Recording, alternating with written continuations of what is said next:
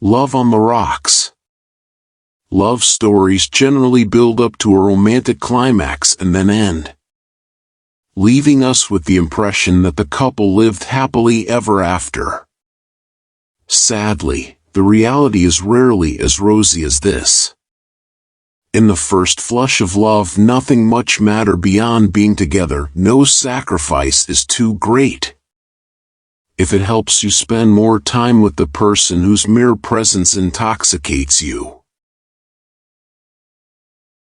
But when the intoxication starts to wear off, as it does unfortunately, little misunderstandings start occurring, causing friction, irritation, long cold silences or angry rows, and the rosy image of love can give way to a deep sense of disillusion. Why is there this friction between men and women? John Gray thinks he knows the answer. The root cause of the problem, apparently, is that men and women don't understand just how different they are emotionally. Men and women respond to problems in very different ways and consequently have very different emotional needs. When people insist on their own needs and fail to properly appreciate the needs of their partners, there is bound to be friction. Women, typically, deal with problems and stresses by talking about how they feel. A woman may easily feel overwhelmed, and by talking she will find relief and feel less upset. There is no need necessarily to deal with the practicalities of the problem, they are of secondary significance. What really matters is expressing herself, exploring her emotions, and getting the support from a loving relationship in which she feels that she is understood. Whereas women want to talk about their problems, men withdraw into the caves of their mind to focus on solving the problem. A man's self-esteem is built on a sense of how competent he is. So he feels he must develop the skills to solve his problems on his own. Asking for help or idly expressing how terrible you feel is perceived as an admission of weakness and incompetence. Rather than looking for understanding, men want their partners to admire them for the way they achieve their goals.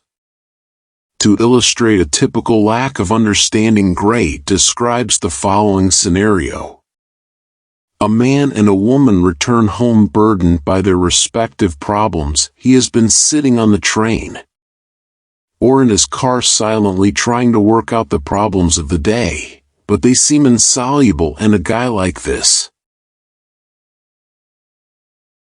when he gets home, is likely to have a burning need to just sit in front of the tally, or play a game just to take his mind off his problems and find a way to gradually relax. But just when he is trying to forget a confusing and problematic reality, his partner wants him to listen as she pours out all her problems, looking for support and understanding. If he has the energy, he may tolerate this just enough to work out what the main problem is. Then he will bluntly suggest a solution before returning to the TV or the game. But the woman doesn't want solutions, she wants a kind ear and someone to embrace her. Each annoys the other, he with his silence and she with her continual moaning. The more busy life becomes, the greater this friction will be. As the problems men face seem greater and more intractable, the more they need to escape and the less they are able to patiently sit and lovingly listen to their partner's frustrations. The more demanding a woman's life becomes, the greater her emotional turmoil is and the more she has to express. If her partner is glued to the TV or out skydiving all the time, they will grow further and further apart. John Gray, whose job it is to provide counseling for couples, is optimistic. With a little help, he thinks men and women can understand each other better and learn to respect their differences. He thinks that women can start to respect that men need to withdraw to cope with stress, and they can realize that this doesn't mean that they no longer love them. And he is convinced that men can find that listening to their partner talk about her problems could actually help them come out of their caves in the same way as watching TV or skydiving.